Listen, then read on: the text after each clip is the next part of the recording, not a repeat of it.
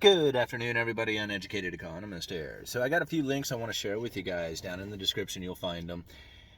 First one is talking about the unoccupied homes in America. 1 out of every 10 homes in America is vacant.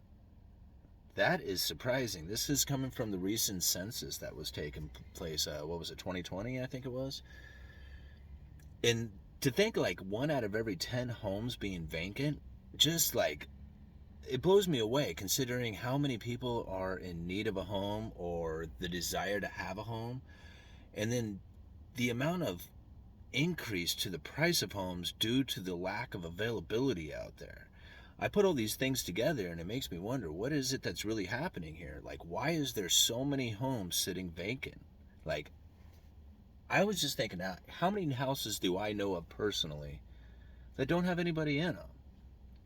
And I know of a handful of them. Like, just like right off the top of my head, I was just thinking, well, I know of a few of them that are sitting empty right now.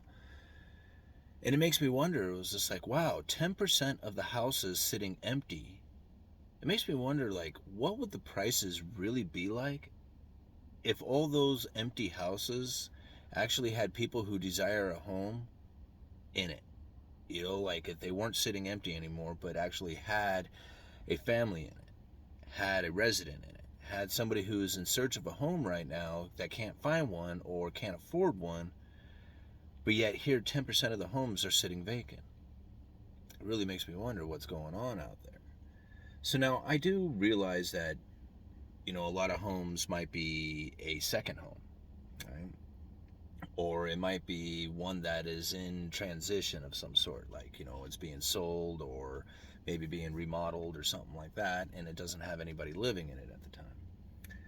Some of the houses might be just completely abandoned because they're not worthy of even living in. Like, that could be the case on a lot of these homes. And according to the article down there, a lot of them are in foreclosure as well. But still, to think 10% of the homes out there are sitting empty really leads me to believe that the housing market is really obscured. Like, the prices, the availability, everything out there is really obscured on this idea that 10% of the homes are not occupied. So it makes me wonder, it was just like, well, what would it take for those homes to become occupied? Like, would a dropping of prices cause more of these homes to go onto the market? Like, are a lot of these homes like second homes? And the only reason why they have this second home is because it's almost like an investment to them. Like, the property prices keep going up, so if you buy this home this year, you could be able to sell it for more next year, or maybe even take the equity out. So a lot of these homes may just be used as an investment property. Like, they don't even have any intentions on renting it out or doing anything with it, just merely a place to park their money for a time being. I mean, I could see that being the case. But if there was a situation in which that the prices were to fall, well, then they wouldn't want to hold on to those homes, right? They wouldn't want to hold on to this house that they are holding on to simply to park their money or possibly get some appreciation from the value of the property prices going up. But if that's not the case, then why would they hold on to it, right? So they would want to actually unload that property. So if that's like the case in the 10% of homes that sit empty are second homes, then I could imagine that if property prices were to come down, that there would be a flood of homes coming onto the market. I mean, at least from this, type of owner of a home being like a second home. And then even if it's like a remodel home, if the prices are going to go down, then the idea of finishing up this remodel and getting it on the market as quickly as possible would also add more to the inventory of homes. And I've already like kind of talked a little bit about the foreclosures out there, and that the idea of a foreclosure actually carrying through all the way to the end process of being foreclosed on. I just don't see like a lot of those type of homes coming onto market, simply because a lot of these people who have these foreclosed or in a foreclosure position is because they haven't been making their payments due to the forbearance that had taken place. But if that's the case, then most of the time I would imagine that a lot of these homeowners could just simply sell their home. instead of allowing it to foreclose on. I mean, you could sell your home and actually gain a profit. You could pay back all your back payments and come out ahead because the property prices have moved up so much.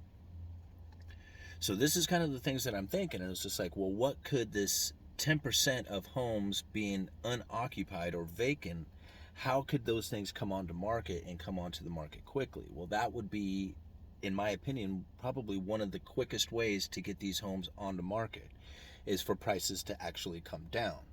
And those people who are holding those properties get fearful of it and push them out there and get them out there and sold before they have a chance to lose any more value. And I think that from the current owners of like second homes, foreclosed or possibly foreclosing homes, remodel homes, all these, like if the property prices even begin to show signs of weakening, I could see a flood of homes coming onto the market quite quickly. Now, something that I found interesting also is that if you go and you look at the mortgage lending out there, you're going to find that these guys are nervous. They are very nervous about the amount of loans that are going to be issued, meaning that they don't see a whole lot of refinancing coming into the future. I mean, that's like the major probably like the major product of a lot of these home lenders is refinancing, people getting into cheaper interest rates. But if the rates rise, then I would imagine these lenders are probably not, or these mortgage lenders or the people looking to refinance aren't going to need these loans any longer. So they're already seeing like a downturn in the amount of loans being issued. So you see the weakening taking place right there. Like they don't expect it to happen. They don't expect more homes being sold. They expect less homes being sold. And if you expect less homes being sold, why? Right? Is it because of lack of inventory? Is it because of the rising interest rates? Is it because of some other situation, like possibly the Federal Reserve and the backing off of the mortgage-backed securities? Is all this the reason why we're seeing the mortgage lenders getting incredibly nervous out there? I mean, I feel that, that's a telling sign when you see the people who are issuing out the loans saying, man, we are not happy with what is taking place right now. So go and take a look at those things. And then what else did I want to put in there? Man, I thought there was another article I wanted to talk about, but now I'm drawing a blank on it.